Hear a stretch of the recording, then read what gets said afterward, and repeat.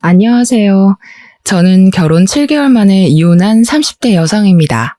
연애 기간보다 더 짧은 시간을 보내고 결혼을 끝내게 될 줄은 몰랐네요. 그게 가능하기도 하다는 걸 이번 경험을 통해서 처음 알았습니다. 기분이 썩 좋은 일은 아니지만 비도 오고 꿀꿀한 기분을 어디 달랠 곳이 없어서 사연을 써보고자 합니다. 날씨처럼 꿀꿀한 저의 사연 들어보시고 부디 여러분들은 저희 남편 같은 사람 안 만나셨으면 좋겠어요. 저는 치과 의사입니다. 동네 괜찮은 곳에 병원을 냈고 저 혼자 원장이어도 제법 운영이 잘 되는 치과였습니다. 남편을 만나게 된 건 의사 대 환자로서였어요. 남편이 저희 치과를 이용하기 시작한 다음부터 제게 적극적인 관심을 보여줬는데요. 처음에는 남편의 관심이 상당히 부담스러웠어요. 그런데 사적인 감정 때문에 환자를 따로 안 받는 건 의사로서 말이 안 되잖아요. 제가 정중히 거절하면 되는 마음이고 계속 밀어내다 보면 남편이 호의 표시를 그만하겠지 싶었어요. 그런데 남편은 치료를 다 끝냈는데도 한 번씩 우리 병원에 들러서 직원들에게 음료수 사주고 도시락을 쏘고 하더라고요. 한 번은 남편의 그런 행동에 따로 경고를 하기도 했었어요. 그만해달라고 말이죠. 근데 그 상황에서 남편은 오히려 제게 고백을 해버리더라고요. 저더러 따로 연락하는 남자나 맞선이 예정된 상대가 있는 게 아니라면 한 달만 만나달라고 하대요. 웃기게도 너무 사정을 하길래 제가 결국 알겠다고 하고 받아줬어요. 대신 한 달 뒤엔 그만해달라고 했죠. 그렇게 친구처럼 만나기 시작했는데 말도 안 되게 저는 남편의 매력에 빠져버렸습니다. 한 달이 끝났는데 남편이 제게 다시 고백을 했는데 그땐 제가 한 달 전과 다른 마음으로 받아주게 되었어요. 신기하게도 그 인연으로 결혼까지 하게 되었네요. 남편은 일반 중소기업 사원입니다. 시모는 남편 초등학생 때부터 시부랑 일찍 사별하고 혼자서 남편을 대학까지 졸업시켰다더군요. 시부가 돌아가신 이후 시모랑 남편은 참 어렵게 살았다고 했습니다. 시모 혼자서 남편 키우느라 장사도 하고 배달도 하고 설거지 등등 굳은 일은 다 하면서 말이죠. 그 얘기 들으니 만나보지도 못한 시모가 문득 존경스러웠습니다. 그런 엄마 밑에서 자란 자식인 남편의 인품은 안 봐도 훌륭할 거란 생각까지 들었죠. 근데 기대를 갖고 만난 시모의 첫인상은 제가 생각했던 것과는 많이 달랐습니다. 일단 성격이 당황스럽게도 좀 깐깐했어요. 약간 자격지심이 있는 것 같기도 했고요. 결혼 인사를 갔던 날 처음 만났는데요. 시모가 고생 많이 해온 사람처럼 생기긴 했더라고요. 시모 연세가 우리 엄마랑 동갑이라 들었는데 솔직히 연세를 몰랐더라면 저희 엄마보다 더 많아 보이긴 했습니다. 어쨌든 시모가 제게 처음 한 말이 꽤나 직설적이었기에 아직도 기억에 남아있는데요. 나는 우리 아들 정말 귀하게 키웠어요. 일확천금이 있어도 우리 아들이랑은 안 바꿀 정도로요. 우리 집 형편 안 좋다고 아가씨 집에서 우리 아들을 조금이라도 무시하거나 낮은 취급했다간 나 가만 안 있을 겁니다. 제가 간단한 인사를 드리자마자 시모한테 들었던 첫 대사였습니다. 경고였다고 표현하는 것이 더 적절하겠네요. 그런 시모를 자중시킨 건 남편이었어요. 남편도 시모의 갑작스러운 경고에 당황한 것 같더라고요. 그럴 리가요. 저희는 동등한 입장에서 결혼하려는 건데요. 저희 부모님도 돈으로 사람 판단하는 분 아니세요. 그런 게 걱정이시라면 너무 신경 쓰지 않으셔도 되세요. 그건 모르는 일이지요. 어느 집에서 치과 의사 하는 딸을 신혼집 한 채 못 해주는 집에 시집 보내고 싶어 하겠어요? 아직 젊어서 모르나 본데 결혼해본 어른들이라면 집안 형편에 대해 중요하게 생각해요. 엄마, 손님 모셔놓고 너무 말 세게 한다. 안 그러기로 약속했잖아. 그러지 말고 우리 밥부터 먹자. 시모가 저를 너무 대놓고 경계하자 남편이 시모를 계속 진정시켰습니다. 그래도 시모가 우리 결혼을 애초에 반대할 생각은 없었던 것 같았어요. 결혼 허락 못한다는 소린 안 하시더라고요. 그냥 좀 경계가 심했다 정도였어요. 어렵게 생계를 이어온 시모 입장에서는 아들이 기죽는 장가는 안 보내고 싶겠죠. 충분히 그럴 수 있다고 이해했습니다. 그리고 시모는 원래 좀 마음의 문을 닫고 있는 사람 같았어요. 저뿐만 아니라 남편에게 얘기를 할 때도 따뜻한 말씨로 대하는 건 아니더라고요. 어쩌면 만만하게 보이고 싶지 않아서 처음부터 나를 세우는 것 같기도 했습니다. 그래서 저희는 어렵지 않게 상견례 날짜까지 맞출 수 있었어요. 그런데 생각지도 못한 문제가 그때 처음 생겼는데요. 대화를 하는 내내 시모의 자격지심 말투가 조금씩 튀어나오더라고요. 저랑 남편은 젊으니까 시모가 하는 말을 어른이 해주는 조언이나 충고라고 생각하고 넘길 수 있거든요. 근데 나이 또래 사람에게 충고하는 말투를 사용하면 자칫 상대방의 반감을 불러일으킬 수 있단 말이죠. 저는 우리 아들이 워낙 좋다고 하니까 결혼시키는 겁니다. 저도 이 결혼 엎어진다고 아쉬울 거 없는 사람이에요. 그러니 우리가 그쪽에서 하는 만큼 혼수 못 맞춰준다고 해도 우리 아들 우습게 안 보셨으면 해요. 시모는 상견례 하는 동안 계속 이런 식으로 말을 했습니다. 시모가 나쁜 마음으로 저희 부모님을 대하는 게 아니라는 거 알지만 그래도 불안했어요. 괜히 남편까지 제 부모님 눈치를 보았을 정도니 저 또한 부모님 기분을 중간중간 살폈습니다. 저희가 기하게 큰 아들내미를 우습게 볼 리가 있나요? 있는 쪽이 더 부담을 하면 되니까 그런 걱정은 안 하셔도 돼요. 그저 우리 딸도 기하게 컸으니 예쁘게 좀 봐주셨으면 좋겠어요. 다행히도 친정 부모님이 시모의 마음을 좋게 이해를 해줘서 잘 넘어갔어요. 근데 아마 티만 안 났을 뿐 부모님도 마음이 안 좋으셨을 겁니다. 시모가 형편 차이 때문에 저를 너무 안 좋게 보는 것이 상견례 내내 속상했을지도 모르죠. 그래도 숨막히던 상견례가 무사히 끝나서 다행이었어요. 그날 식사는 우리 부모님이 계산하려고 했는데 시모가 아득바득 우겨서 시모가 사는 걸로 했습니다. 왜 그랬는지 알 것 같지만 굳이 묻지는 않았는데 나중에 시모가 남편한테 따로 얘기하는 걸 듣고 씁쓸했어요. 시모가 남편에게 이런 사소한 식사값마저 우리 부모님 쪽에서 내도록 하면 우리 집안 같은 사람들이 은근 남편 집안을 무시한다고 남편한테 잘 새겨들으라 조언을 해주고 있더라고요. 정작 저희 부모님은 혹시 시모가 괜한 자격지심으로 저를 괴롭게 하진 않을까 그걸 걱정하셨거든요. 그래도 남편이 저랑 시모 중간에서 다리 역할을 잘해줘서 상견례 이후에도 큰 문제는 없었어요. 시모가 여전히 저를 경계하는 건 감안해야 할 부분이라 생각하고 애써 이해하며 결혼 준비를 이어갔습니다.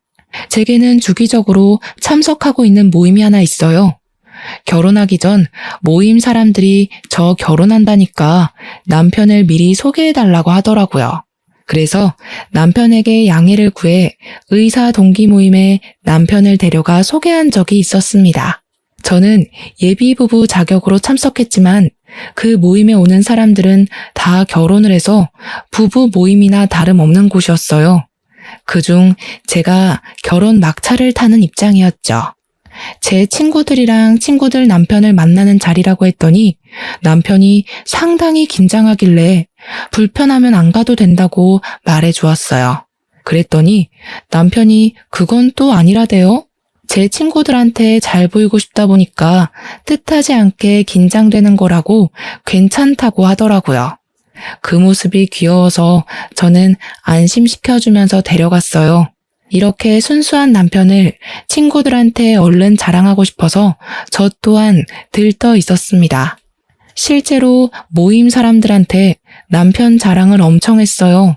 친구들은 제가 이렇게까지 신나 있던 적이 없었는데 남편의 파워가 대단하다며 제 남편을 덩달아 칭찬해 주었습니다. 그런데 그곳에서 생각지도 못한 문제가 발생했는데요. 친구가 결혼하는데 친구들이 당연히 상대방 인적 사항에 궁금할 거 아닙니까? 그렇다 보니 우리 남편한테 질문 공세도 엄청 들어올 거고요. 어떻게 만났고 어디가 좋아서 만나냐는 질문은 사실 어린애들이나 관심 있는 질문이잖아요. 이미 다들 자리 잡은 부부인데 남의 부부 러브스토리보단 스펙이 더 궁금할 거란 말이죠. 저는 저보다 돈 못 버는 남편이라고 부끄러웠던 적이 없었는데 남편은 제 생각과 달랐나 보더라고요. 친구들과 친구들 남편의 직업, 집안 배경, 말로 주고받는 돈의 액수 등을 들으면서 남편이 저도 모르게 기가 좀 죽은 듯 했습니다.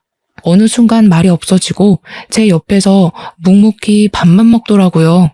제가 괜찮냐고 물어봐도 어색하게 웃을 뿐이었어요. 집에 돌아와서도 남편은 피곤하다며 말도 없이 그냥 바로 씻고 잠을 잤습니다.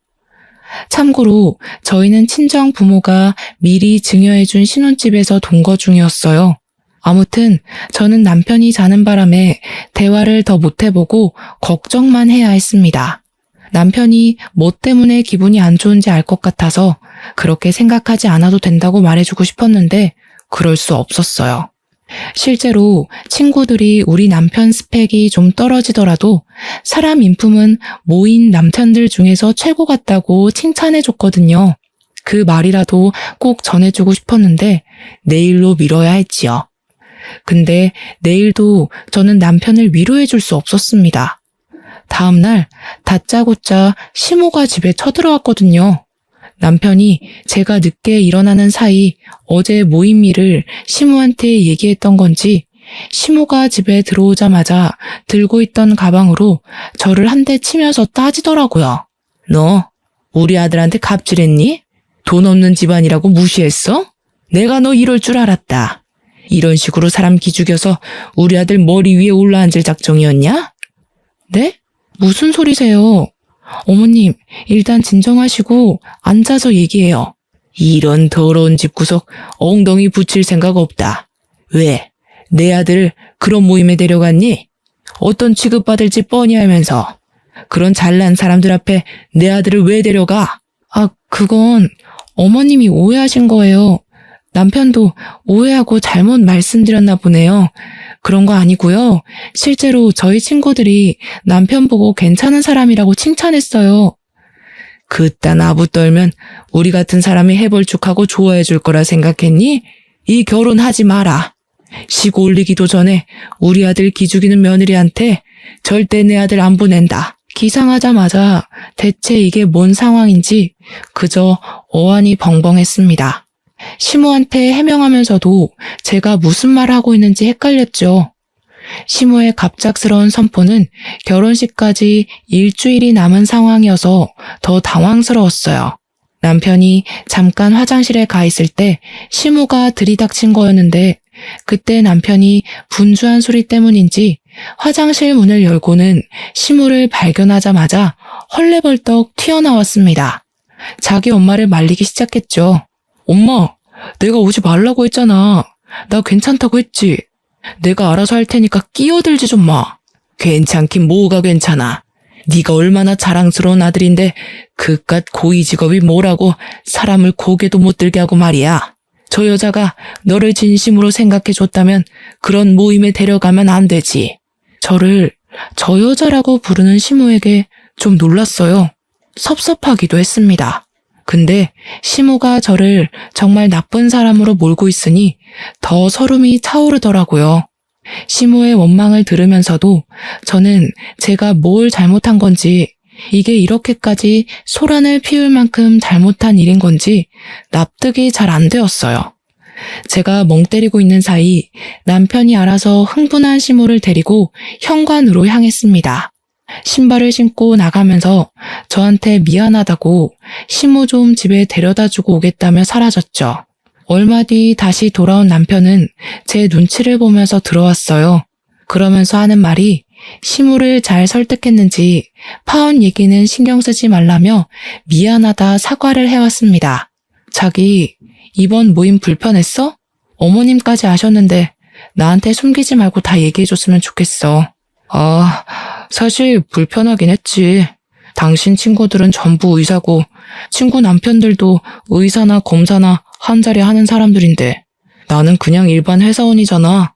내가 못나서 자기까지 못나 보일까봐 미안해서. 그런 생각이 들었으면 나랑 먼저 얘기를 해서 풀어야지. 어머님한테 전화해서 상담하면 어떡해. 그리고 당신은 내가 당신을 직업으로 판단할 사람으로 보였어? 그게 아니라 그냥 나 혼자 좀 그랬나 봐. 미안해. 다음부턴 당신한테 얘기해 줄게. 저는 남편에게 다시 한번 제 생각을 전하면서 남편의 있는 그대로의 모습을 사랑한다고 말해 주었어요. 마치 사춘기 아들을 달래는 기분이 들어서 조금 황당하기까지 했네요. 어쨌든 남편은 제 마음을 알아준 건지 지난 날을 돌아보면서 반성하였습니다. 그렇게 저희 결혼 준비는 잠깐의 방황을 해결하고 무사히 진행되었죠. 결혼식을 올리고 신혼여행 다녀올 때까지 계속 정신이 없었어요. 신혼여행 이후 한 달 정도는 신혼살림을 정리하는 데에 시간을 거의 다 뺏겼을 정도였습니다. 어느 순간부터 좀 한가해졌다고 느꼈을 때 사실 집들이를 할 수 있었는데도 저는 일부러 집들이를 생략했어요. 제 친구들이 집들이 언제 하냐고 기다리고 있었거든요. 친구들도 결혼하고 나서 집들이를 했고 어떻게 보면 저희 모임 사람들은 거의 당연하게 집으로 사람들을 초대했던 것 같습니다. 그런데 그걸 저는 안 하겠다고 했어요. 이유는 남편을 생각해서였습니다. 그 모임 사람들 때문에 결혼하기 전 처음으로 다퉈봤는데 다툼의 원흉을 굳이 또 불러서 남편과 제 사이의 불안을 다시 만들고 싶진 않았어요. 아무래도 남편이 기죽었던 것이 마음에 걸리더라고요. 그래서 저는 친구들에게 일일이 전화를 돌리면서 집들이를 못하게 된 사정을 설명했어요. 남편 때문이라고는 안 했고 그저 제가 바쁜 일정 때문에 어려울 것 같다고만 했죠. 그런데 제가 친구들에게 전화를 돌리는 걸 남편이 봤나 보더라고요. 전화를 다 돌리고 방에 들어갔더니 남편이 토라져서 제가 말을 걸어도 안 쳐다보는 겁니다. 그래서 저도 더 끈질기게 남편을 건드렸어요. 우리 서로 불만 있으면 대화로 풀자 했지 않냐고 했더니 남편이 결국 제게 할 말을 했는데요. 괜찮다더니 결국 날 친구들한테 소개하기 창피했던 거야? 왜? 친구들이 무슨 저런 남편을 만났냐고 당신이 아깝대? 그게 무슨 소리야. 내 친구들은 당신 좋게 본다니까? 사실도 아닌 말로 왜 자꾸 마음대로 상상해. 나는 당신이 불편할까봐 더 이상 신경 쓰이는 상황 안 만들려고 했던 거야. 내가 불편할까봐 그런 거 맞아? 당신이 불편해서 안 부르는 거 아니고 난 이제 당신 진심이 뭔지 모르겠다. 남편은 집들이에 대해서 갑자기 또 자격지심 장난 아닌 소리를 하더라고요. 제가 솔직하게 얘기를 해주고 그런 거 아니라고 왜 꼬아서 생각하냐 하는데도 남편은 더 이상 저랑 대화를 안 하고 싶다며 자리를 떠버렸습니다. 근데 웃긴 게 그렇게 혼자 삐쳤다가 시간 좀 지나면 혼자 풀려요. 이게 몇 번 반복이 되었었는데 어느 순간부턴 저도 지쳐서 그냥 내버려뒀습니다.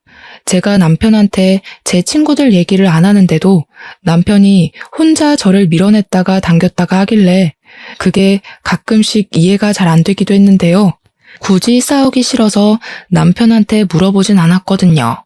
근데 남편이 결혼하고 나서부터 자기 직장에서 은근 저랑 비교를 당하나 보더라고요. 갈수록 예민해지더니 집에 와서는 저보다 우월하려고 기를 쓰는 느낌이 드는 겁니다.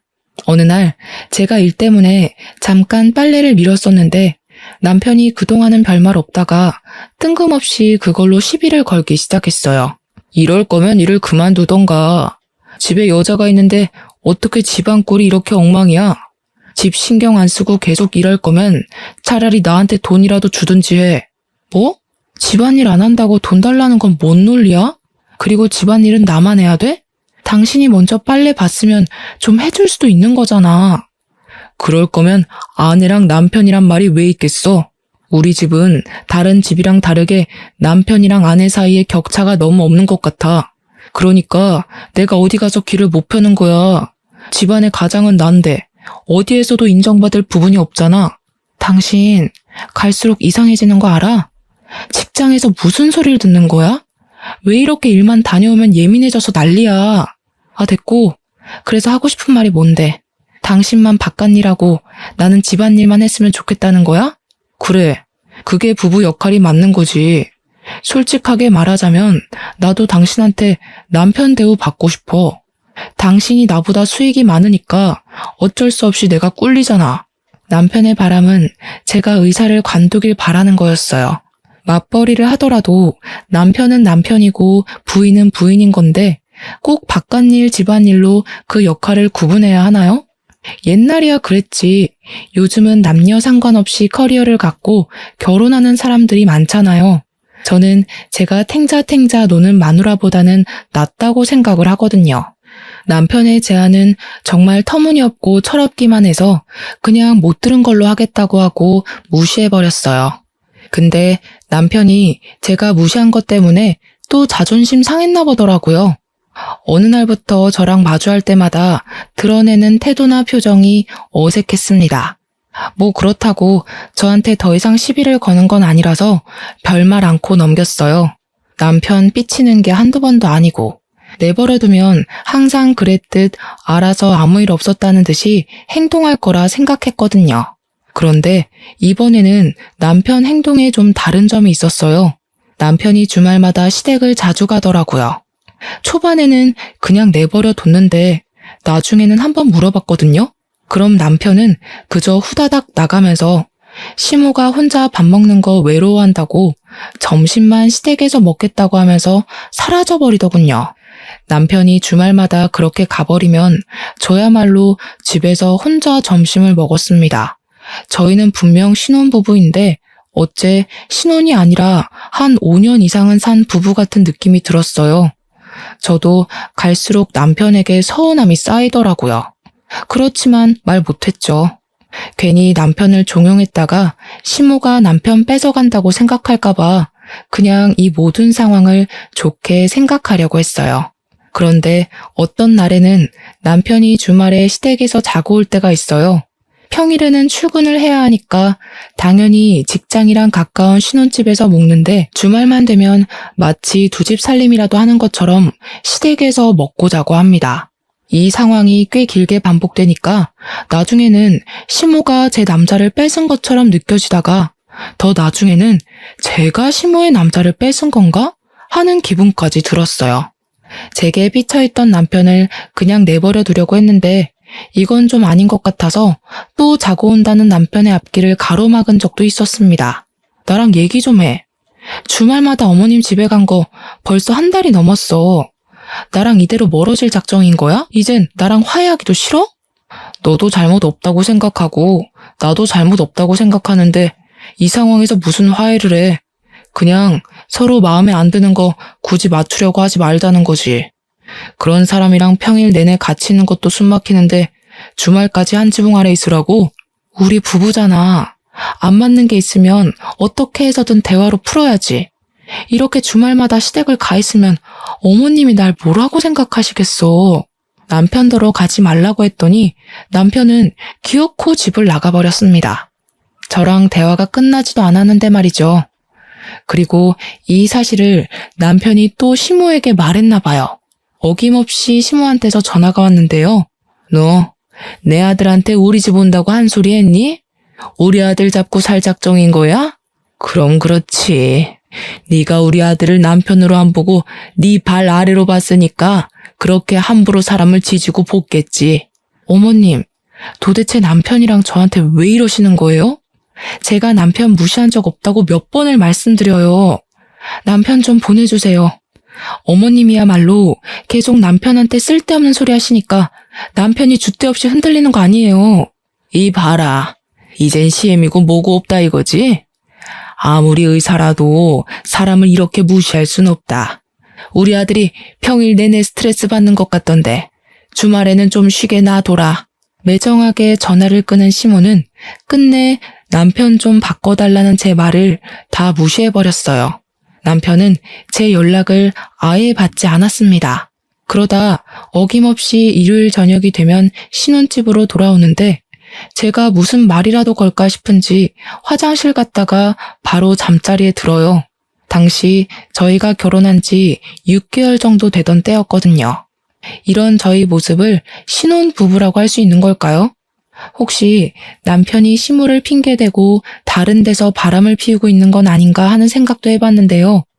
그러기엔 시무의 간섭이 너무 많아서 불륜일 수가 없겠더라고요. 어쨌든 저는 누구보다 행복한 시간을 보내야 할 새 신부임에도 이혼을 앞둔 사람처럼 쓸쓸한 시간을 보내야 했습니다. 그렇게 어느 평일날이었어요. 여느 때처럼 출근을 했는데 갑자기 병원으로 경찰들이 들이닥치더라고요. 환복도 못한 저는 경찰에게 무슨 일이냐고 물었습니다.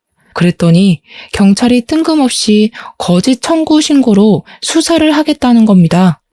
잠깐만요. 거짓 청구라뇨. 저희 병원에서 거짓 청구를 했다는 말씀이세요?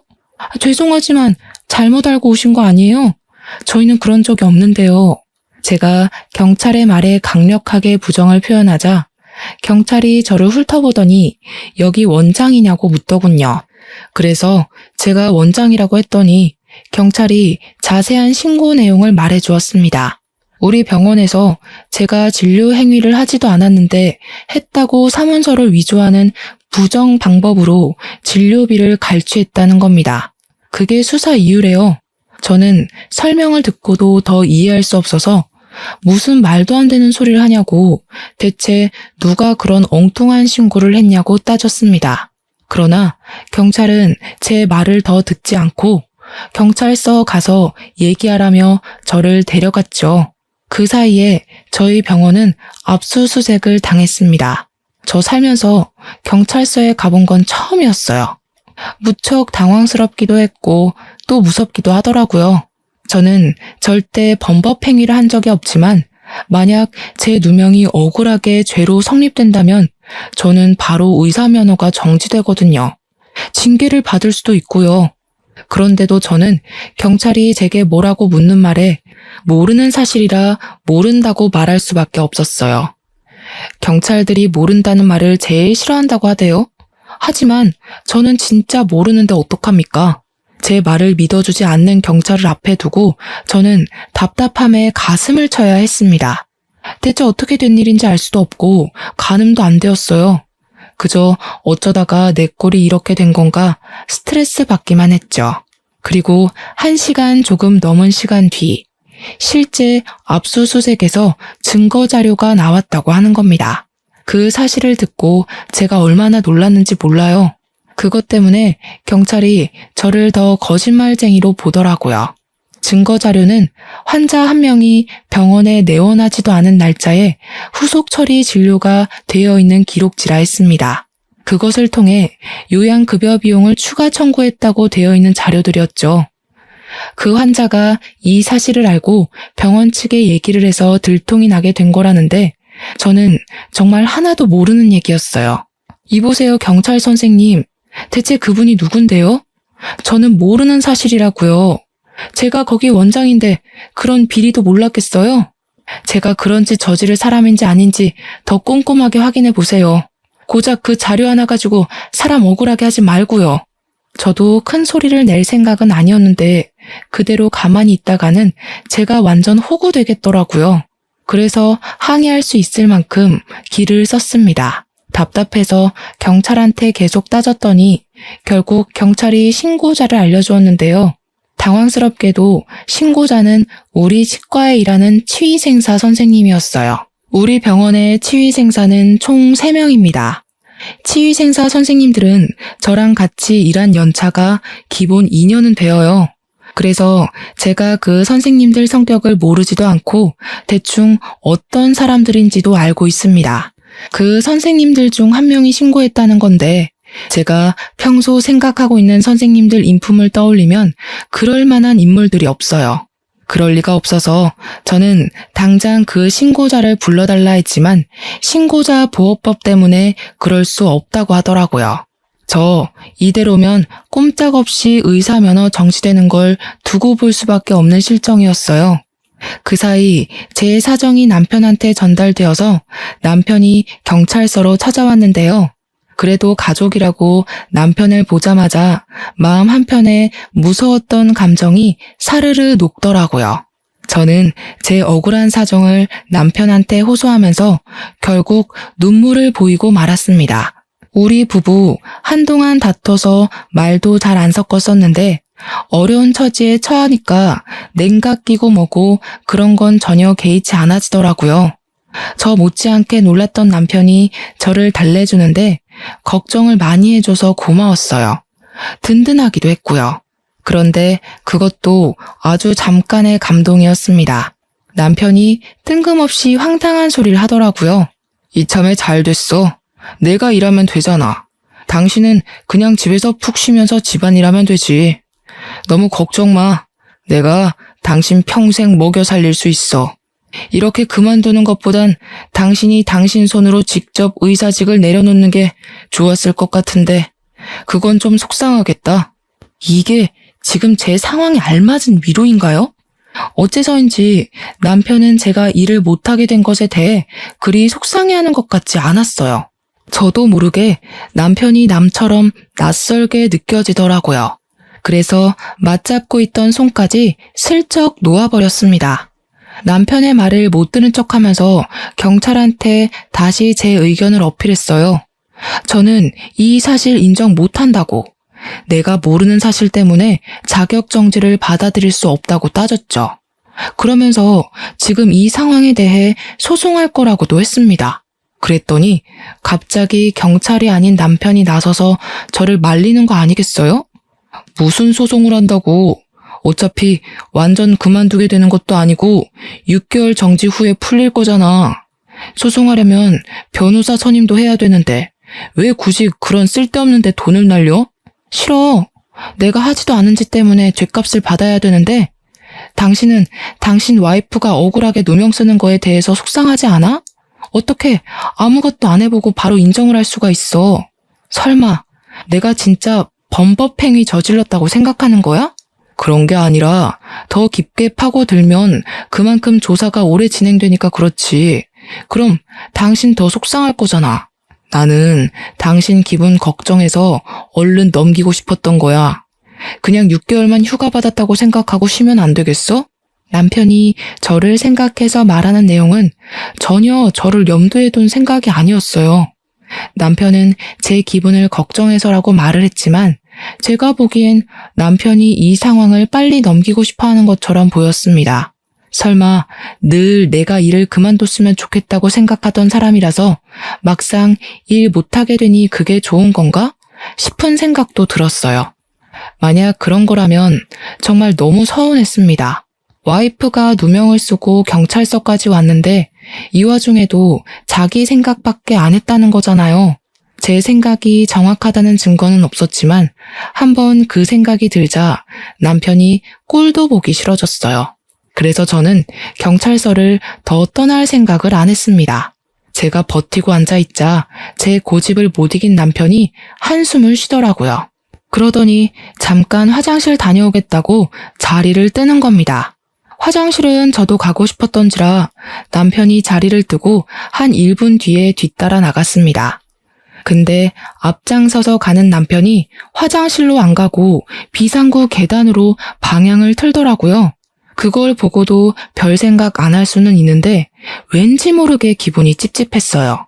남편에 대해 수상쩍은 마음도 아까부터 갖고 있었고요. 그렇다 보니까 저도 모르게 남편처럼 방향을 틀게 되는 겁니다. 기척을 죽이고 비상구로 몰래 발을 들였는데 그때 남편이 누군가와 통화하는 걸 엿듣게 되었어요.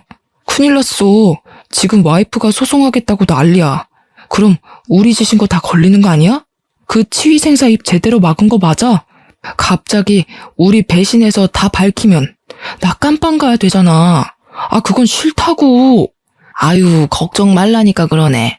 그 치과 선생님은 자기가 300만 원이나 처먹었으면서 양심 있으면 입을 열면 안 되지. 이 엄마가 우리 아들 깜빵 보낼 짓을 저지르겠어? 소송해봤자 증거가 확실히 있는데 자기가 무슨 수로 승소를 해? 걱정하지 마. 저 그 자리에서 제가 잘못 들었나 싶었습니다. 분명 남편 목소리랑 심호 음성이 맞았는데도 제가 어디에 현혹되어 환청을 듣는 건 아닌지 몇 번이고 정신을 차렸어요. 그런데도 제 귀에 들렸던 둘의 통화 내용은 사실이 맞았고, 그건 제게 너무 큰 충격이었습니다. 어처구니 없게도 제게 누명을 씌운 사람들이 시모랑 남편이었어요. 우리 병원 치의생사한테 돈을 줬다고 하는 것 보니 어떤 선생님인지도 가늠이 되더라고요. 우리 치과에 좀 못 사는 치의생사 선생님이 계세요. 그 선생님이 치의생사 일을 하면서도 저녁에는 집에서 부업을 한다고 했거든요. 홀어머니를 모시고 월세 사는 친구라 돈 모으는데 중요하다는 말을 들었었습니다. 그래서 시모가 말하는 그 300만 원이란 돈에 가장 흔들렸을 선생님일 거예요. 남편이랑 시모가 제 치과를 종종 들락거렸었는데 그 때문에 저희 선생님들과 안면 트면서 지냈거든요. 시모가 제게 누명을 씌울 작정이었다면 아마 선생님들 성향을 파악해서 돈으로 유혹하기 쉬운 선생님을 골랐을 겁니다. 그리곤 자기네들이 사문서 위조한 자료를 그 선생님에게 부탁해 일을 꾸며달라 했겠죠. 어떻게 가족이란 사람들이 이런 짓을 벌일 수 있단 말인가요? 저는 남편을 깔본 적이 없는데 그런 취급을 받으면서 이렇게 경찰서까지 방문을 해야 하는 것이 너무 비정상적인 상황이지 않습니까? 듣자 하니 시모는 제가 남편보다 돈을 월등하게 벌고 있는 것도 마음에 안 들었고 자꾸 남편이 저랑 비교당하면서 기죽는 게 싫었겠죠. 또 남편이 제 머리 위에서 떵떵거리고 살았으면 좋겠는 마음에 이런 말도 안 되는 짓을 꾸민 거겠죠. 그 못된 욕망이 얼마나 강했으면 이런 짓까지 벌일 수 있는 건지 저는 그저 이 상황이 너무 충격적이라 더는 이해해 줄 수가 없었어요. 비상구에서 엿듣는 걸 그만하고 저는 당장 비상구로 쳐들어가 남편의 뒤통수를 휘갈겼습니다. 구석에 처박혀서 발을 동동 구르고 있던 남편이 놀라면서 비명을 악 질렀어요. 저를 돌아본 남편 얼굴이 급격히 창백해졌는데 꼴 좋았습니다. 정말 실망이다. 그놈의 자격지심이란 게 이렇게 무서운 건 줄 몰랐네. 그냥 사람 대 사람으로 지낼 순 없었어? 나는 한 번도 당신을 못났다고 생각한 적 없는데 내가 세상에서 제일 찌질한 새끼랑 살고 있었구나. 이제 보니까 당신 못난 거 맞다. 내가 본 사람들 중에 역대급으로 못났고 불쌍해. 뭐? 어떻게 남편을 그런 식으로 말할 수가 있어? 아니, 대체 언제 들어온 거야? 설마 나 통화하는 거 다 들었어? 여기서 내가 안 들었으면 앞으로 나 어떻게 됐을까? 그거 생각하니까 진짜 끔찍하다. 멀쩡한 사람 속여서 직장 관두게 만들어 놓고 당신이랑 당신 엄마는 뻔뻔하게 기세등등했을 거 아니야. 가서 당신 엄마한테 전해. 그쪽 덕분에 안 그래도 찌질한 아들 시궁창 제대로 빠졌다고. 저는 남편이 들고 있는 폰을 뺏으려고 했어요. 그러자 남편이 피하면서 갑자기 제 앞에 무릎을 꿇더라고요. 여보, 그런 게 아니야. 당신이 어디서부터 어디까지 들었는지 모르겠는데 사실이랑 왜곡된 부분이 많을 거야. 일단 난 엄마가 시키는 대로 해서 뭐가 뭔지 잘 몰라. 장난하니? 나 처음부터 다 들었어. 더 듣기 싫어서 당신 머리통 후려친 거고. 어떻게 다 들킨 마당에도 발뺌하기 바쁘냐? 정신이 똑바로 박혔으면 사과 먼저 해야 되는 거 아니야? 아, 미안해. 진짜 미안해. 근데 난 진짜 엄마가 시키는 대로 해서 아무것도 몰라. 네가 우리 엄마랑 통화해봐. 남편이 아직 끊기지 않은 휴대폰을 제게 내밀었어요. 잘 됐다 싶어서 저 바로 시무랑 통화를 했죠. 어머님 아들이 깜빵 갈지 안 갈지를 왜 어머님이 정해요? 안타깝게도 어머님 아들은 어머님 때문에 깜빵 가게 될 거예요. 저를 그렇게 일 관두게 만들고 싶었어요. 그런데 머리 쓸 시간 있으면 아들 의사 시키는데 기를 쓰지 그러셨어요. 왜 엄한 사람을 아들 아래 두려고 하신대? 너 일단 진정해봐라. 우리 만나서 얘기를 해보자. 아무래도 대화로 풀어보는 게 좋을 것 같네. 지금 내가 너희 집으로 갈 테니까 가서 기다려. 아니요. 아직 상황 파악이 안 되신 것 같은데 저한테 명령할 입장 안 되세요. 저 그동안 스트레스 너무 많이 받았거든요. 두 사람 깜빵 앉혀놓으면 제가 숨을 못 쉴 것 같아서 안 되겠어요. 이해 좀 하세요. 저는 전화를 끊자마자 남편을 발로 밀어버리고 그대로 비상구를 뛰쳐나갔어요. 당장 경찰서로 돌아가 증거로 제출했습니다. 제게 얻어맞고 욕먹은 남편이 뒤늦게 정신을 차리고 쫓아왔지만 증거물은 이미 제출된 뒤였죠. 경찰은 거기에 녹음된 남편과 시모의 대화를 듣고 증거로 채택해 주었습니다. 그때부턴 상황이 역전되어 시모랑 남편이 되레 구속이 되었어요. 사기죄와 사문서 위조죄는 제법 중죄라서 감방 살기 싫다는 남편은 끝내 감방 신세를 지게 되었죠. 그리고 범행을 도왔던 치위생사 선생님도 나중에 잡혀왔는데 그 선생님은 제가 그냥 합의해줬어요. 그 선생님은 나쁜 짓을 하려고 작정했던 게 아니라 돈 때문에 흔들린 거잖아요. 선생님의 어려운 생계를 걱정해서 고소는 안 했어요. 대신 우리 병원에서 해고하는 걸로 합의를 보았죠. 다행히 저의 의사면허 정지 처분은 취소 처리가 되었습니다. 하마터면 당당한 제 커리어에 빨간 줄이 그일 뻔한 게 계속 제 심장을 떨리게 만들었어요.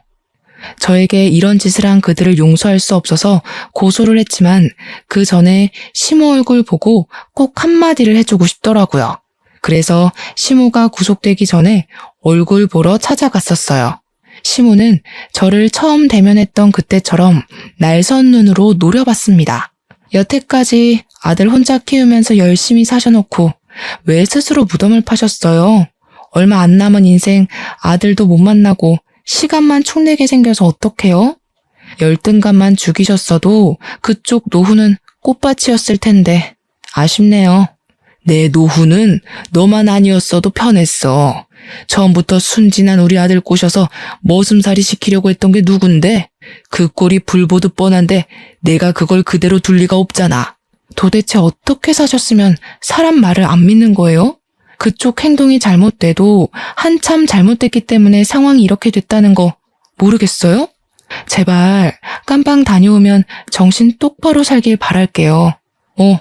출소할 때까지 그쪽 다 늙은 몸뚱어리가 버텨줄 줄 모르겠지만 시모는 제 모습이 사라질 때까지 목청 나가도록 저주를 입에 담다가 경찰에게 경고를 받고 조용해졌습니다. 그 뒤로 그들 소식은 잘 모르고요. 저는 개인적으로 병원을 이전하기로 했어요. 전 시모와 전 남편이 출소하고 나와도 저를 찾지 못했으면 싶었거든요. 같이 일하던 선생님들은 고맙게도 제가 이전하는 병원으로 같이 와주었습니다. 현재는 이전한 병원을 정리하면서 새 선생님 한 분을 더 고용하느라 아주 정신없는 나날을 보내고 있어요. 새로 시작하는 병원에서는 부디 사건 사고 없길 바라고 좋은 일만 있었으면 싶네요. 그렇게 저랑 전 남편은 연애 2년에 결혼 생활 7개월로 종지부를 찍었습니다. 행복하고자 약속했던 결혼이었는데 너무나 불행했고 두 번 다시 결혼을 꿈꾸기 싫을 만큼 악몽 같은 시간이었어요. 부부가 결혼해서 마음 맞춰 사는 건 기적 같은 일이라는 걸 깨달았어요. 그리고 결혼 연차 10년, 20년 찍는 분들을 정말 존경하게 되었어요. 분명 안 맞는 부분도 있으실 텐데 수많은 고비를 넘고서 미래를 함께하고 계신 거잖아요. 박수받아 마땅한 분들이 아닌가 싶습니다. 아무래도 제 내면을 더 키워야 될 것 같아요. 당분간은 일에만 열중하면서 왠지 다시 얻은 것만 같은 저의 인생을 잘 가꿔보도록 하겠습니다. 꿀꿀했던 제 사연 들어주셔서 감사드리고요. 함께하는 동반자와 쭉 행복하셨으면 좋겠어요.